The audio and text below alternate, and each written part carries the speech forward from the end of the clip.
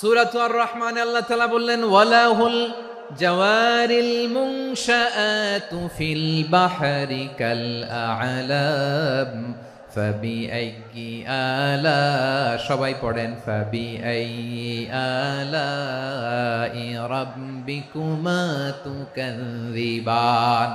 পাহাড় সম বড় বড় জাহাজগুলো মাল বোঝাই করে সাগরের মধ্যে ভেসে বেড়ায়, এগুলো দিয়ে মালামাল বহন করা যায়, মানুষরা এক দেশ থেকে আরেক দেশে যায়। এই জাহাজগুলোর সাগরের ভেতরে ভাসায় রাখলো কে? এই আয়াতের ভেতরে আল্লাহ তাআলা সূরাত বনী ইসরাঈলের এই চমৎকার আয়াতের ভেতরে আল্লাহ তাআলা বেসিকলি মানব জাতির প্রতি তার 4টি স্পেশাল অনুগ্রহের কথা বলেছেন। কয়টি?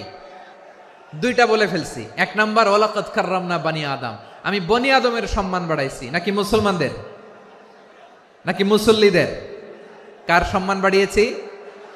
বনী আদমের। তাহলে human dignity, the first part of the verse talks about the human dignity.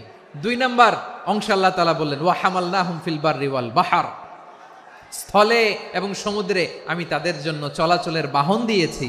সুবহানাল্লাহ। তার মানে smooth movement on land and sea, জলে এবং স্থলে যাতে আমরা স্মুথলি মুভ করতে পারি আল্লাহ তাআলা দিয়েছেন। 3 নম্বরে আল্লাহ তাআলা বললেন ওয়া রাযাকনাহুম মিনাত তাইয়্যিবাত, মানুষের জন্য আমি পবিত্র রিজিকের ব্যবস্থা করেছি।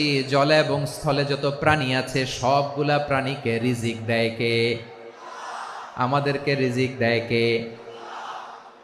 সাগরের মাছগুলোকে, বড় বড় তিমি মাছগুলোরে রিজিক দেয় কে? বাতাসের মধ্যে ভেসে বেড়ানো বড় বড় পাখিগুলো, স্ক্যান্ডিনেভিয়ান কান্ট্রি থেকে লক্ষ লক্ষ কোটি কোটি পাখিগুলো যে এক দেশ থেকে আরেক দেশে ট্রান্সফার হয়, এগুলোর রিজিক দেয় কে?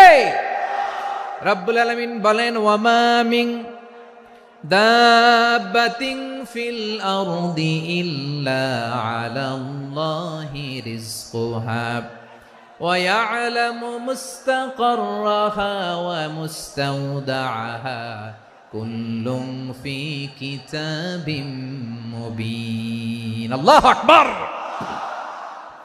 রব্বুল আলামিন বলেন ভূপৃষ্ঠে বিচরণশীল যত প্রাণী আছে সব প্রাণীগুলোকে আমি আল্লাহ আমার নিজের কুদরতে রিজিকের বন্দোবস্ত করি।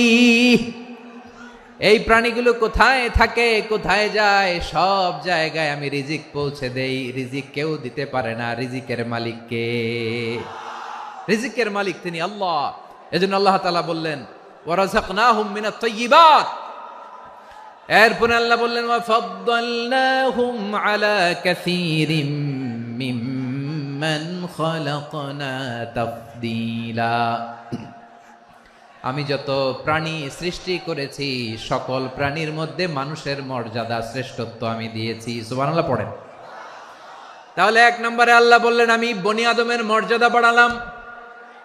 এরপরে বললেন স্থলে এবং সমুদ্রে চলাচলের জন্য যানবাহন দিলাম।